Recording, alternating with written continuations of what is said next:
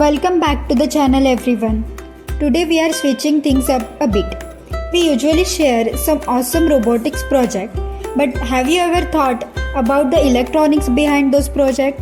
Electronics is the foundation of robotics, and today we are going to explore it through a fun simple project, a wireless magic light. For this project we have used a transmitter receiver RF module, an LDR module to detect light levels, a HT12D data receiver IC, a HT12E data transmitter IC, some jumper wires, resistors, a battery, and of course a light source LED. So here is how it works. The LDR or light dependent resistor senses the amount of light in the environment. When the light level drops, the LDR sends a signal to the transmitter, which then communicates wirelessly with the receiver. The receiver processes the signal and switches on our light, giving it that magic feel. And that is it.